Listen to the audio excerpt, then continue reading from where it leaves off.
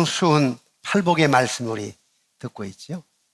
많은 분들이 새롭게 느껴지고 은혜를 받고 있습니다 라는 얘기를 듣습니다만, 저도 몇 번에 걸쳐서 팔복 설교를 했는데요, 하면 할수록 참 오묘한 은혜의 진리의 말씀이 있구나 느끼게 되고, 설교를 준비할 때 항상 1차적으로 제가 하나님을 만납니다. 하나님 음성을 듣게 되는데, 오늘 또 팔복 가운데 마음이 청결한 자는 복이 있나니 저희가 하나님을 볼 것이며, 이 말씀을 중심으로 마음이 청결하는 말이 무슨 말일까, 거기에 대해 하나님의 세미한 음성을 듣고 은혜 받는 시간이 되시기를 주님의 이름으로 축원합니다. 여러분에게 한번 물어보겠습니다. 여러분 중에 하나님을 보신 분 계십니까? 여러분 중에 하나님을 만나보신 분 계십니까? 우리는 이렇게 묻게 되면 좀 아리송합니다. 내가 하나님을 본 건지 만난 건지. 또 만났다고 해도 함부로 말할 수 없고, 보았다고 말해도 또 누가 뭐라 할까 봐 좀 주춤거리죠. 우리는 하나님을 본다, 하나님 만난다 하게 되면 일반적인 개념은 이렇게 생각합니다. 여러분 어렸을 때 시골에 가면 화장실에 갈 때 형아나 누나나 오빠가 귀신이다, 귀신 나온다 막 그랬잖아요. 또 무슨 귀신이 있다고 눈에 보이는 현상학적인 걸 생각을 많이 했잖아요. 그것과 연결시키다 보니까 하나님을 본다, 하나님 만난다 라고 하다 보면 그런 현상학적인 걸 생각해요. 그러니 당신이 하나님 만났습니까? 하나님 보았습니까? 하게 되면 대답하기가 묘연해집니다. 그러나 설교 끝부분에 제가 다시 한번 물을 텐데, 그때는 여러분이 확연하게 대답하실 수 있을 것이니까 지금 괜찮아요. 지금은 멈칫거려도 괜찮습니다. 팔복을 통해서 주님께 주시는 말씀의 축복의 핵심이 뭐냐면 마음입니다. 마음. 팔복을 통해서 여러분들에게 주시는 말씀의 핵심이 뭐냐면 마음이에요. 팔복은 이렇게 시작하잖아요. 심령이 가난한 자는 복이 있나니 천국이 저희 것이며. 심령이 가난하다는 말은 무슨 말이라고 그랬죠? 자아가 깨뜨려져서 온전히 하나님께 매달리는 것, 나는 죽고 예수로 사는 것, 내 마음을 예수로 꽉 채우는 것을 심령이 가난하다고 얘기했습니다. 그런 사람이 천국이 있다라고 하는 건데, 여러분 아담과 하와가 죄를 범하기 전에 에덴 동산 천국이었죠.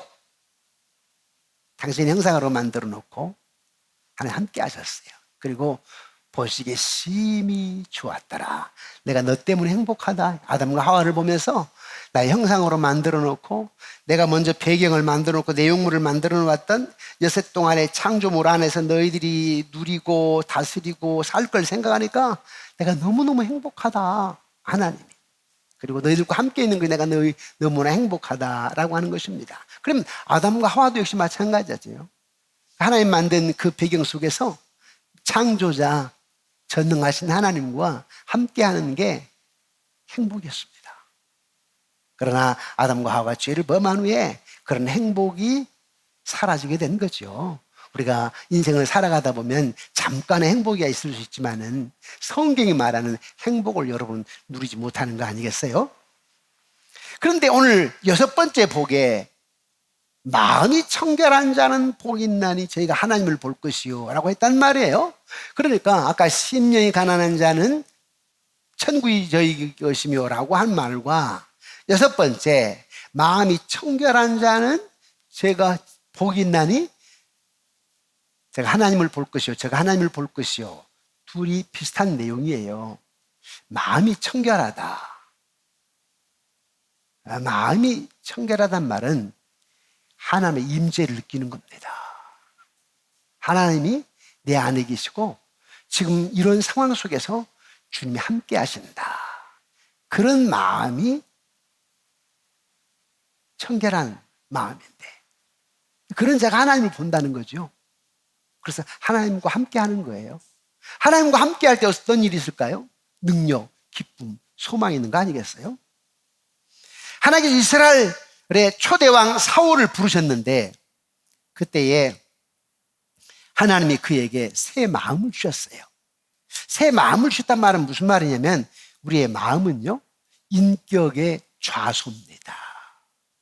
마음에서 인격이 나오는 거예요.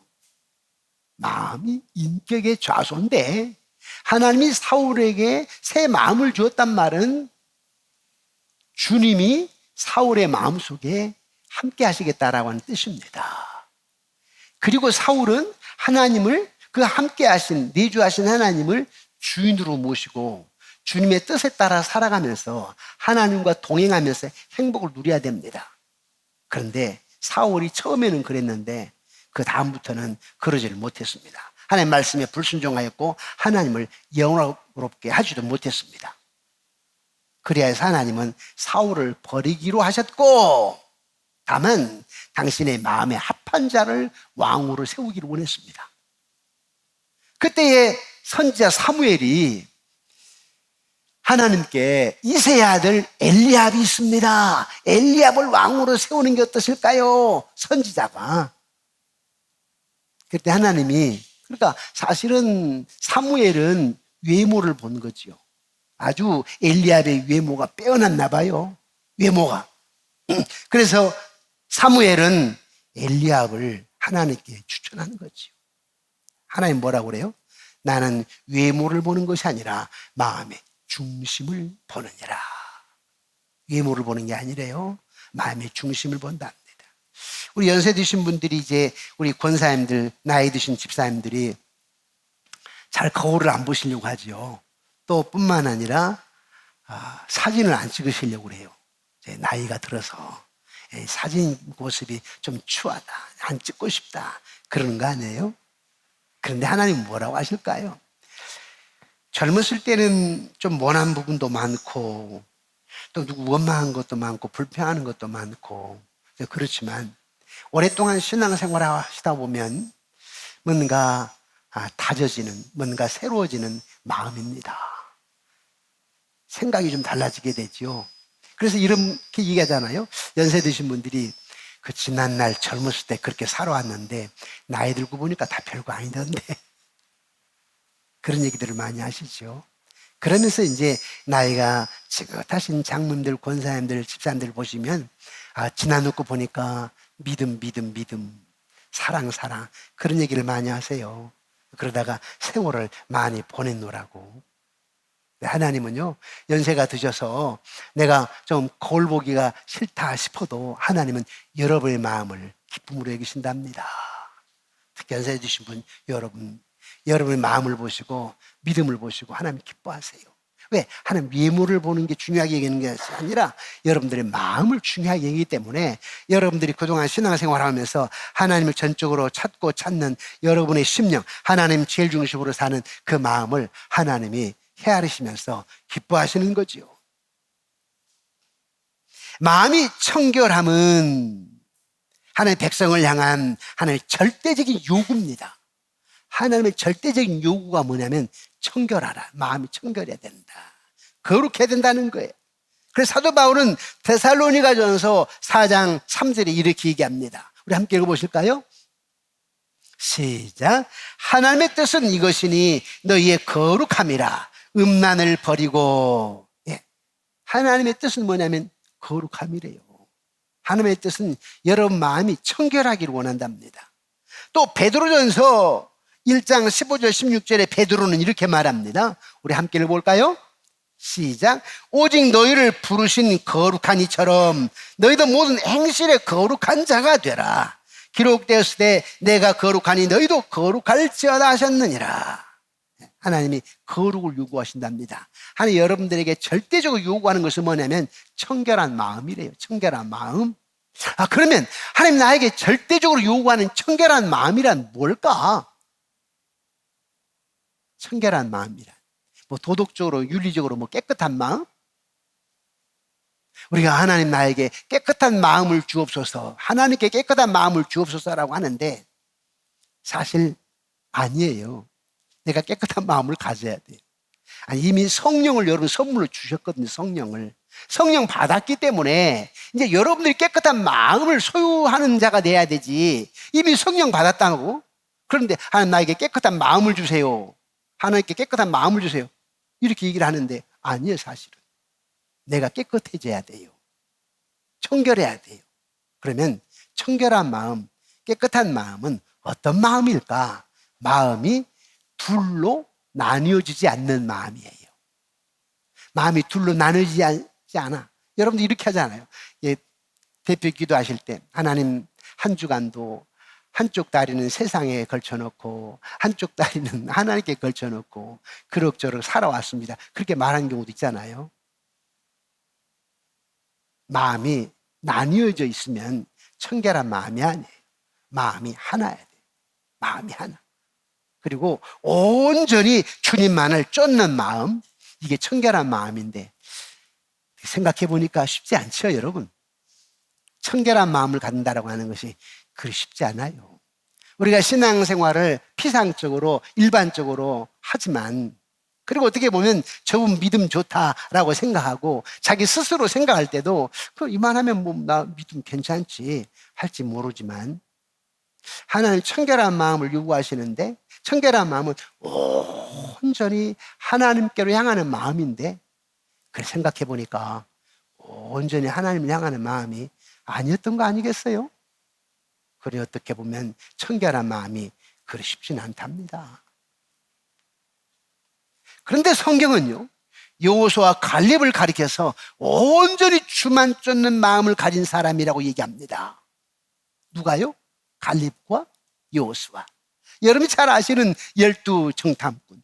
가데스 바네아에서 가나안 땅에 12정탐꾼을 보냈는데 12지파에서 한 사람씩 대표로 뽑힌 사람, 이 사람들을 보냈다고? 대표로 뽑힐 때는 뭔가 인정받은 사람 아니에요? 네? 그런데 갔다 와가지고 10명이 뭐라고 그래요? 아유, 거기는 뭐 키가 크고 아말렉 자손, 아낙 자손, 와 무서워요, 무서워. 우리는 그들 앞에 메뚜기라니까. 메뚜기. 그런 얘기를 하는 바람에 그 10명의 보고를 들었던 이스라엘 백성들이 모세를 원망합니다. 아니, 애국은 매장지가 없어서 우리를 여기까지 와서 죽게 하려느냐? 그리고 가나안 땅에 들어가게 되면 우리 처자들 다 죽어, 다 죽어. 그 아낙 자손들, 아말렉 자손들 얼마나 무서운데. 기굴이 장대하더라고. 그런데 우리는 그들 앞에 메뚜기인데 가면 다 죽어, 다 죽어. 이런 얘기를 하네요. 믿음 없는 소리를 듣고 이스라엘 백성들이 포기하고 그리고 모세를 원망합니다. 그때 하나님은 믿음의 눈으로 바라보게 하고, 광야에서 태어난, 그래 너희들은 애굽에서 나왔으니까 1세대들 너희들은 그렇다 치더라도 생각해봐라. 이 광야에서 태어난 너희 후손들은 어떡할 거냐? 너희들 때문에 후손들 다 죽게 생겼네. 그래서 1세대 다 죽인 거 아니에요? 1세대들을. 갈대아 우르에 있는 아브라함을 하나님 부르실 때에 아브라함이 순종해 떠났다고. 티그리스 강과 유프라테스 강을 따라서 항상 큰 도시는 큰 강을 끼고 형성돼 있게 되 마련입니다. 그래서 그 강줄기를 따라서 가는 거예요. 물줄기를 따라서. 물이 중요하니까. 가다 보니까 하란 땅이 있네. 하란 땅에 아버지 데라가, 야 아브라함아, 여기가 갈대아 우르하고 문화가 비슷한데 그냥 여기서 살자꾸나. 발목을 잡았네. 그래서 그 아버지 때문에 발목 잡혀서 하란 땅에 살 때 하나님은 안 되겠는데, 이 아버지 때문에 이 아들은 안 되겠는데 내가 아들 아브라함을 통해서 이스라엘 민족을 이루어야 되겠고, 이스라엘 민족을 통해 하나님 나라를 이루어야 되겠는데, 이 육체적인 아버지 데라 때문에 안 되겠는데, 그리고 데라를 데려가신 거 아니에요? 그런 것처럼 믿음 없는 10정탐꾼을 하나님이 다 불러냈어. 그래 놓고는 다 불태워버리잖아요. 왜요? 이들 두면 안 되거든. 이 자녀 손손들이 문제야. 이 광야에 태어난 얘들은 이 믿음 없는 소리 듣고 가면 다 죽게 생겼거든. 그래 그들을 제거를 먼저 해요. 그리고 믿음의 사람 여호수아와 갈렙은 무슨 얘기냐? 그들은 우리의 밥이야. 하나님 우리에게 약속한 땅 아니냐? 하나님 어떤 분이냐? 하나님 약속을 지키신 분은 아니냐? 그런 갈렙과 여호수아를 가리켜서 하나님은 온전히 하나님을 쫓는 자라 그랬어요. 온전히 쫓는 자를 적과 꿀인 가나안 땅으로 보내잖아요. 그러니까 온전히 쫓는 자가 어떤 자예요? 마음이 청결한 자네. 그런 자가 어떤 자예요? 천국에 들어가고, 그런 자가 어떤 자요? 하나님을 볼 것이라. 연결이 되죠. 네? 그래서 마음이 청결한 자는 어떤 자냐? 마음 깊은 곳에서 하나님을 느끼는 자예요. 마음 깊은 곳에서 하나님을 느끼는 자고, 어떠한 상황 속에서도 하나님의 임재를 느끼는 자예요. 마음이 청결한 자는 어떤 자냐? 항상 하나님의 음성을 듣는 자예요. 마음이 청결한 자는 어떤 자냐? 내 안에 하나님이 계시고 하나님 안에 내가 있다라고 하는 것을 늘 경험하는 자가 마음이 청결한 자입니다.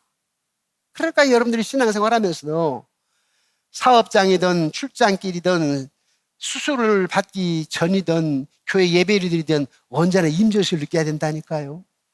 임재의식을. 그런데 미안합니다. 그러기가 쉽지 않답니다. 쉽지가 않아요. 성경은 하나님과 동행하는, 하나님 만나는 것을 최고의 행복이라고 하는데, 여러분의 최고의 행복은 사업이 잘 돼서가 아니라 내 자녀 좋은 대학에 들어가서가 아니라, 여러분의 최고의 행복은 하나님과 동행이랍니다. 동행. 하나님과 동행이 왜 최고의 행복이냐? 그분이 전능하신 분이잖아요. 그분이 여러분 책임지지 않아요? 하나님과 동행하게 되면 내 아버지가 나와 함께 하시는데, 그 아버지가 다 주시는 거 아니에요? 우리 육신의 아버지는 함께 계시다 세상을 떠나요. 저도 아버님, 어머님이 세상을 떠나시고, 또 장인, 장모님이 세상을 떠나시고 어깨가 시릴 때가 있더라고. 에? 다 떠나시는 거예요. 그러면 하나님은 영원히 계시는 거예요. 우리 함께 하시는 거예요. 그래서 하나님과 동행하는 것이 최고의 행복이다. 그런데 처음부터 하나님과 동행하는 것이 쉽냐고. 처음부터 하나님 만나는 것이 쉽냐고요. 처음 아니다 할지라도 10년, 20년, 30년 신앙생활 했다 할지라도 죄송합니다. 하나님 만나는 게 쉽지 않아요. 40년을 신앙생활 했다는데 보면 하나님 보시지 못해. 어떻게 알아요? 임재의식이 없거든. 신전의식이 없거든.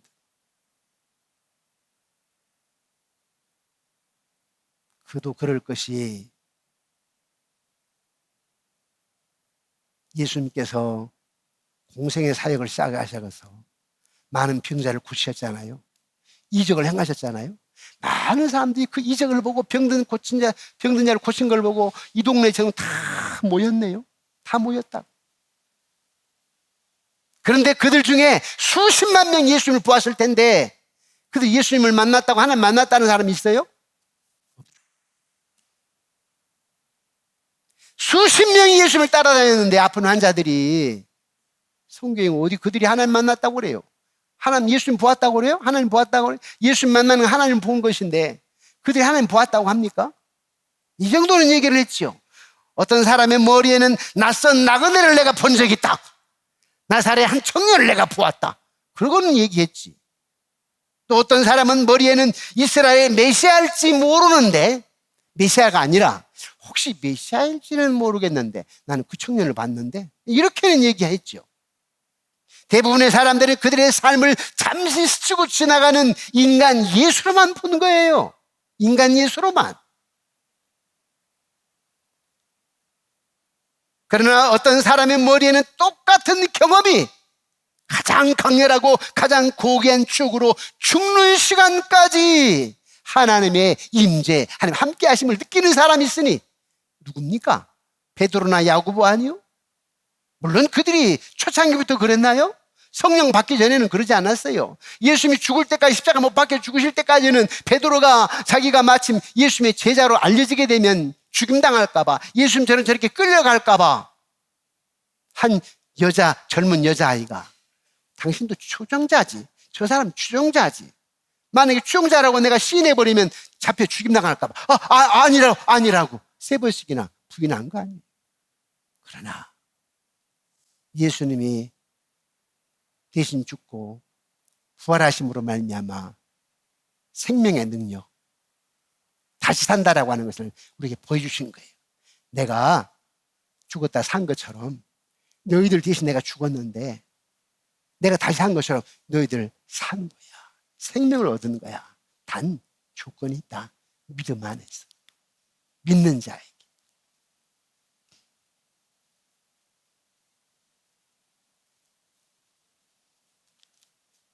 야고보가 톱으로 켜 죽임을 당하여도 하나님의 임재를 느꼈기 때문에 부인하지 않은 거죠.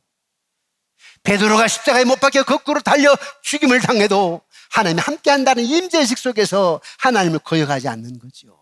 하나님의 임재를 느끼는 사람, 하나님을 본 사람, 하나님을 만나는 사람은 다릅니다. 그러다 보면 여러분들이 내가 하나님 만났다, 보았단 말을 하기가 그리 쉽지는 않겠죠. 오늘 이후에는 여러분 말할 수 있어야 될 텐데요. 오늘 이후에는 내가 하나님을 보았다, 내가 하나님을 만났다, 자신 있게 말할 수 있어야 됩니다. 왜? 그래야 여러분들이 행복하고 그래야 하나님 능력을 경험할 수 있기 때문에 그렇습니다. 그러지 못하니까 여러분들이 10년을, 20년, 30년을 신앙생활해도 모세가 만난 하나님을 내가 만났다고 못하고 여호수아가 만난 하나님을 내가 만났다고 못하지요. 엘리야가 만난 하나님을 내가 만났다고 못하는 거예요. 그냥 교회는 다녔는데 좀 봉사는 했는데 직분은 감당했는데 그 위대하신 하나님 내가 만났다고 말을 못하는 거예요. 말을 못하는 거예요.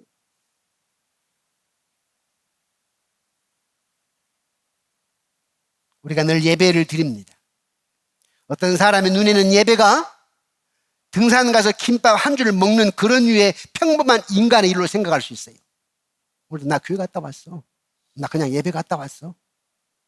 그 예배가 평범하게 등산 가가지고 김밥 한 줄을 먹고 오는 일반적인, 그렇게 생각하기 쉬워요. 하나님 못 만나면, 임재를 못 느끼면. 그러나 예배 시간에 하나님의 임재와 능력을 경험할 때에, 그 하나님의 음성을 들었을 때에 하나님을 향한 믿음이 있는 사람에게는 그 예배가 살아있는 예배가 될 것이고, 그 예배가 하나님과 동행하는 예배가 될 것이고, 그 시간이 하나님을 경험하는, 그래서 행복을 누리는 시간입니다. 여러분, 왜 똑같이 목사님이 똑같은 설교를 하는데 왜 어떤 사람은 은혜를 받고 어떤 사람은 은혜를 못 받냐고. 저는 목회를 하면서 가끔 그런 아이러니, 왜 그럴까? 그런데 보편적으로 무엇이 중요하다고요? 마음이 중요해요. 마음이 이 시간 예배 때 내가 하나님과 함께 한다, 내가 하나님 만나고 있다, 내가 하나님의 음성을 듣고 있다, 이런 의식이 없고요. 그냥 습관을 쫓아서 예배 오거든요. 그러다 보면 예배 마치고 하더라도 시원한 어떤 기쁨, 행복, 자유함이 없고, 예배 와가지고 불평, 불만, 원망 다 가지고 와서 어쩌면 설교를 듣는 시간도 목사님을 원망하고 미워하고, 저 장로는 미워하고 원망하고, 지금 예배드리러 왔는데 옆에 있는 아내를, 남편을 미워하고 원망하고, 그러면 설교를 드리면 은혜가 되겠냐고. 그렇지 않아도 지금 남편이 아내가 미워 죽겠는데 목사님 설교할 때 사랑하라고 하네. 목사 미워지는 거지 뭐. 은혜가 되겠냐고. 근데 어떤 사람은 은혜 받았다고 해. 근데 어떤 사람은 아니라고 해요. 왜? 자기 마음의 밭이 은혜 받을 만한 밭으로 준비되지 않아. 주님을 의식하지 않는 거예요. 주님의 임재를 느끼지 않는 거예요. 전능하신 하나님을 바라보지 않는 거예요. 오늘도 하나님은 목사님 입술을 통해서 어떤 말씀을 주실까 사모하는 마음이 아니에요. 습관적으로, 피상적으로, 선입견으로 자기 멋대로 판단하고 평가하는 가운데서 설교를 듣다 보면, 또 누군가를 미워하며 설교를 듣다 보면 은혜 아무것도 안 됩니다. 은혜가 안 되는 거예요. 여러분, 왜 오늘 말씀에 마음이 청결한 자는 복이 있나니 그들이 하나님을 볼 것이요. 아니, 이렇게 말씀하면 좋았을 텐데 그들이라고 표현하지 아니하고 마음이 청결한 자는 복이 있나니 여러분이 하나님을 볼 것이요. 2인칭을 썼다면, 마음이 청결한 자는 복이 있나니 너희들이 하나님을 볼 것이요. 2인칭을 썼다면 좋았을 걸. 여기 보니까 3인칭을 쓰고 있네. 그들이 하나님을 볼 것이요. 그들이. 무슨 말이요? 조건이 전제되어 있어요. 조건이. 어떤 조건인지 아세요? 마음이 청결한 자인데. 여러분, 팔복의 앞부분에 심령이 가난한 자, 애통하는 자, 온유한 자, 의에 줄이고 목마른 자, 이 네 가지는 다 뭐냐면 하나님과의 관계 옷이다. 하나님과의 관계. 심령이 가난한 자, 마음을 다 내놓고 자기 자아를 깨뜨려 놓고 하나님 꽉 채우는 거 심히 가난해. 애통하는 자가 누구요? 나의 죄와 허물을 하나님께 회개하며 자복하면서 하나님께 용서를 구하는 거, 하나님께 마음이 가 있는 거 아니에요? 온유한 자는 복이 있나니 저희가 땅을 기업으로 받을 것이며, 온유한 자가 어떤 거예요? 선천적으로 태어나는 어떤 마음의 부드러움, 따뜻함, 이걸 말하는 게 아니에요. 후천적인 성품으로 성령 받아가지고 하나님, 전능하신 하나님 내가 의지하고 믿다 보니까 지금 사업은 어려워도 내 자녀가 마음대로 안 되는 것 같아도 주님이 하신다 할 거야. 1년엔 된다고, 일주일이면 된다니까 하나님이 하셔. 그럼 믿는 믿음 안에서, 성령의 능력, 성령 충만 안에서 뭐가 있어요? 소망이 있다니까, 기쁨이 있다니까. 하나님의 관계에서 오는 거예요. 의에 줄이고 목마른 자는 복이 있나니 저희가 배부를 것이요. 의에 줄인단 말이 무슨 말이에요? 믿음이에요. 믿음. 하나님과의 관계예요. 천주 하나님 바라보는 거. 이런 네 가지가 되었을 때에 긍휼을 베푼대. 이런 네 가지가 됐을 때에 마음이 청결하대. 하나님 꽉 채웠으니까 마음 청결한 거 아니에요. 그런 자가 뭐예요? 하나님을 본다는 거예요. 네 가지 조건이, 먼저 선제 조건이 뭐냐면 하나님과 관계입니다. 관계. 그러니까 우리가 여러분들이 교회 안에서 사랑이 없다, 뭐 긍휼이 없다, 뭐 그렇게 한다면, 저분이 오랫동안 교회 생활을 하긴 했지만 하나님과의 관계가 바로 정립된 건 아닌가 보다 해야 돼. 내가 만약에 누군가를 따뜻함이 없다면, 사랑이 없다면, 내 마음에 안위가 없다면, 평강이 없다면, 여러분 이렇게 생각해야 돼. 혹시 내가 목사라고 해도, 여러분 장로 권사라고 해도 나와 하나님과의 관계가 아름답게 정립되지 않았기 때문이라 생각해야 돼. 괜히 남편 원망하지 마시고, 괜히 아내 원망하지 마시고, 괜히 저 장로님 원망하지 마시고, 괜히 목사님 원망하지 마시고, 괜히 저 집사님 원망하지 마시고. 문제는 누구라? 나예요, 나. 문제는 사실 다 나예요, 나. 그러질 않아요. 그런데 그러기가 쉽냐고? 쉽지 않기 때문에 오늘 주님은 그들이라고 표현한 거예요. 이게 쉬웠으면 너희들이 그랬을 거라고. 이게 쉬웠으면 여러분들이 그랬을 거라고. 2인칭으로 그냥 싸잡아서 전체를. 그런데 그럴 사람이 별로 없으니까 주님이 마음이 청결한 자는, 그렇게 하면서 그들이 3인칭 별로 없다는 거예요. 너무나 잘 아시잖아요. 예레미야 5장 1절에 남쪽 유다가 바벨론의 포로로 끌려가기 전에 하나님 예레미야 선지자를 통해서 말씀해 주셨어요. 야, 이 남쪽 유다 땅에 한 명이 없다, 한 명. 의인 한 명이 없대요.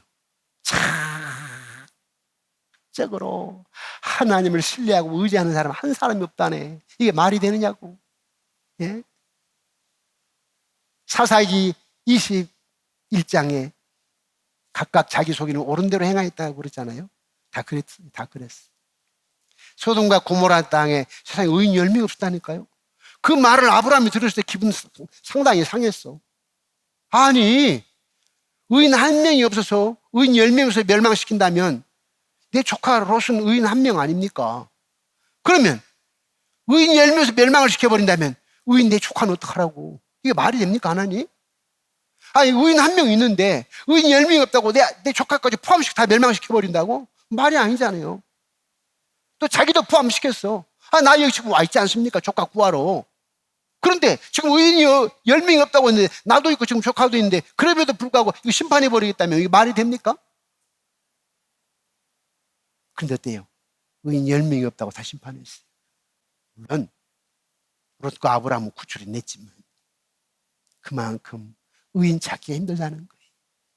한국교회 수많은 사람들이, 큰 교회부터 작은 교회 수많은 사람이 예배를 드리지만 오늘 말씀을 비춰보면, 아니 이스라엘 역사를 비춰보면, 야, 심령이 가난한 자가 쉽지는 않겠구나. 마음이 청결한 자가 쉽지는 않겠구나. 어디를 보아서 또 알아요? 히브리서 11장에 보니까 믿음의 조상 해봐야 몇십 명도 안 되네. 그렇죠, 여러분. 수많은 사람들이 오고 갔는데, 그 이스라엘 사람 수많은 사람들이 오고 갔는데 결국에야 모세니 뭐 아브라함이니 뭐 욥이니 이렇게 뭐 다윗이니 뭐 몇 사람, 몇십 명, 100명도 아닌 것 같아. 몇십 명. 그래서 한 40명 되나? 한 40명 된 것 같아요. 이게 이해가 되냐고요. 수많은 사람이 왔다 갔는데, 이스라엘 백성들. 그런데 우리에게 또 경각심을 불러 일으켜주는 말씀이 있다고? 누가복음 18장에 마지막 때 내가 믿음을 보겠느냐 그래요. 저는 항상 그게 두려워요. 마지막 때 믿음을 보겠느냐 그러는데 우리 교인만 해도 1,000명이 넘는데 큰일 났네.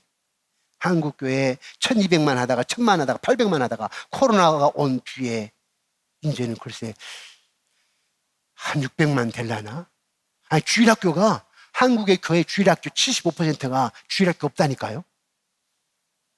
코로나 온 뒤에 교회들이 축복 낙엽자는 교인들이 다 떨어져 나갔다니까. 7,000명 모인 교회가 1,400명 모이고 3,000명 모인 교회가 500명 모이고. 야, 혹시 이 영상을 서울 양무교 우리 본교회 성도님들이 볼 수 있을 텐데요. 제가 지난 목요일부터 어제 새벽까지 새벽기도 집회를 인도하고 왔거든요. 집회를 좀 부탁을 해서. 근데 가지고 깜짝 놀랐어요. 나의 모교회, 나의 본교회가 어찌 다 이렇게 되었단 말인가. 코로나로 인해서 추풍나게 좀 우수수 떨어져 가지고요. 절반이나 나올까 싶어요. 굉장히 마음이 아팠어요. 여러분, 우리 교회는 코로나 때 조금은 안 나왔지만 지금 다 회복이 됐잖아요. 그리고 그 뒤에 우리 100여 명 이상이 성장을 했으니까 지금 코로나 전보다 교인들이 더 많이 예배를 드리고 있잖아요. 참 감사할 일이지만. 그런데 코로나가 온 뒤에 우리 주님이 내가 믿음을 보겠냐라고 할 때 저나 여러분이나 경각심을 가져야 됩니다. 경각심을.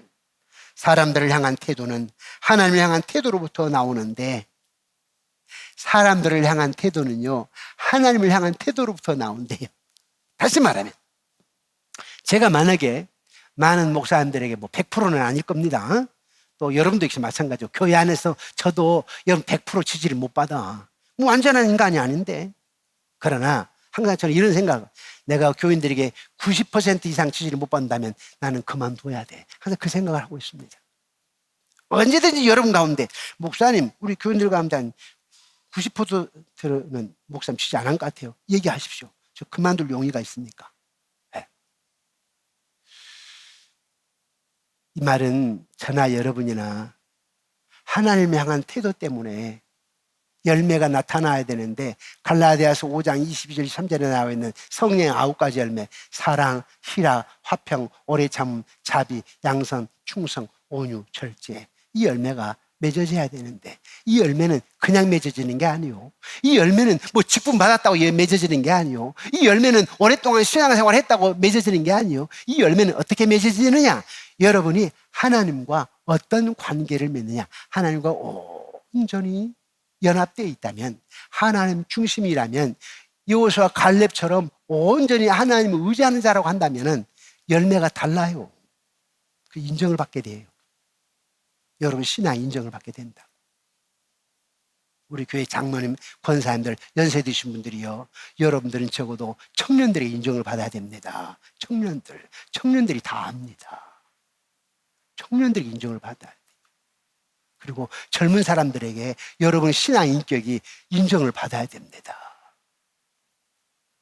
저는 선배가 무서운 것이 아니라 저는 후배가 무섭습니다. 막 자라오는 후배들이 뭐라고 할까? 선배들이야 막 가는 인생이고, 또 저는 이쯤 되니까 이제 거반 비슷하게 가는 거고. 그렇지만 후배들이 무서워요. 후배들이 나를 보면서 샘플이 돼야 될 텐데, 저들이 미래를 꿈꾸고 나도 저 목사님처럼 저렇게 해야 되겠다 꿈꾸고 해야 될 텐데, 그 후배들이 두려운 거예요. 그래서 교회 안에 계신 연세 지긋하신 여러분들이요, 젊은이들에게 청결한 마음으로 샘플이 되기를 원합니다.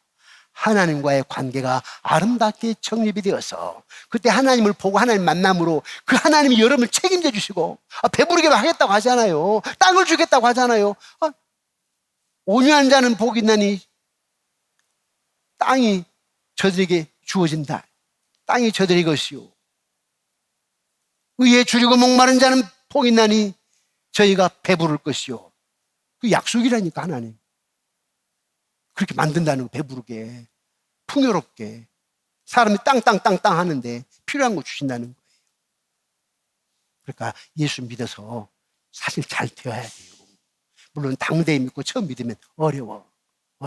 고난의 강을 건너야 돼. 하나님 훈련시키거든요. 연단시키거든요. 그러나 어느 정도 지나서 20, 30년 지나서는 하나님 열매 맺게 하거든. 또 당대가 아니면 그 다음 때 축복하시거든. 그 소망이 저와 여러분들에게 있는 것입니다.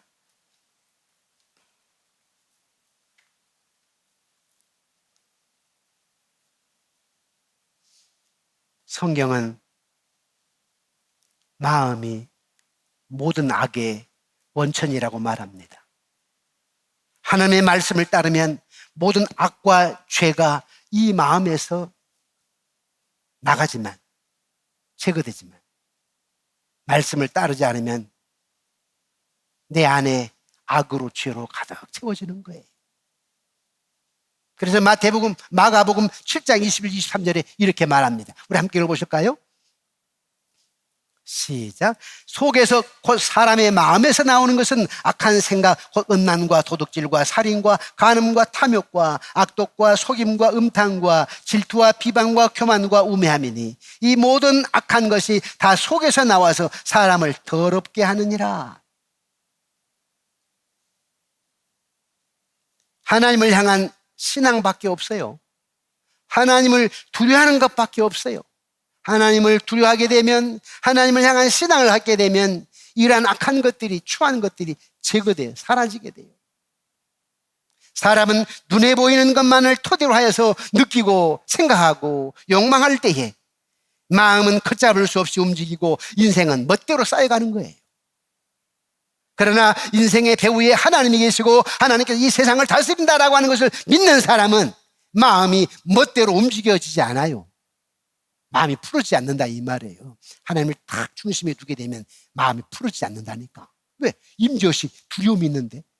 제가 말이죠, 외국에 집회를 인도하러 갔다가 합시다. 뭐 성지순례를 갔다가 합시다. 아니면 어떤 노예에서 총회에서 여행을 좀 갔다고 합시다. 뭐 목사들이 여행 가는 여행 자체가 아니죠. 비행기 속에 늘 기도하는 것이기 때문에 목회 연장상이에요. 연장선상이 있는 거예요.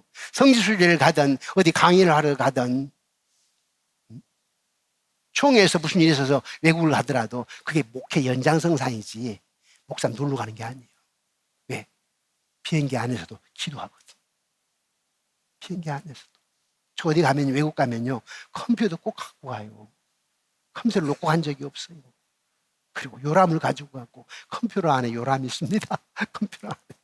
핸드폰 안에 여러분 요람이 있고요. 컴퓨터 안에 요람이 있고, 이 태블릿 안에도 요람이 있어요. 뭐예요? 비행기 안에서.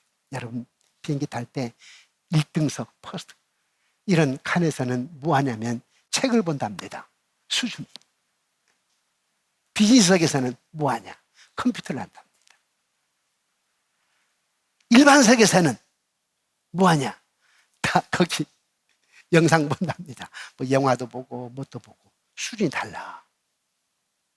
1등석에는 뭐 한다고요? 책 본다니까.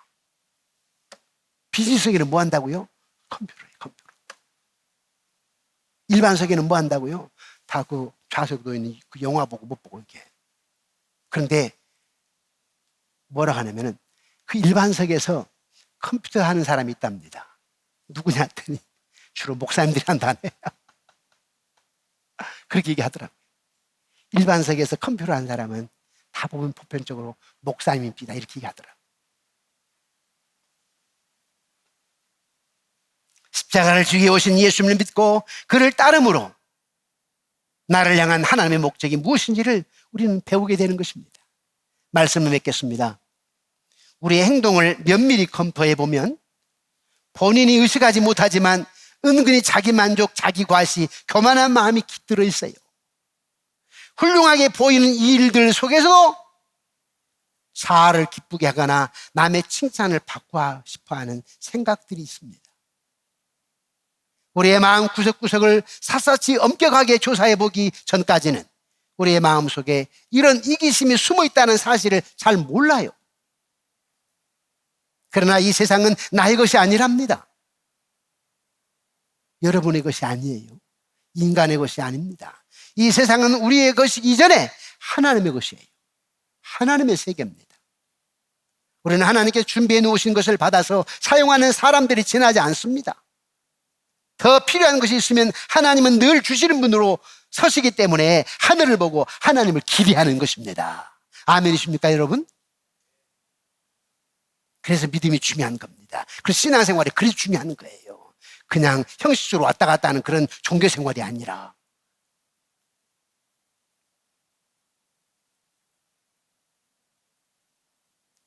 사람들이 인간적으로 나타난 예수님을 통해서 하나님 만나고 들은 것처럼 생각하는데 아니에요.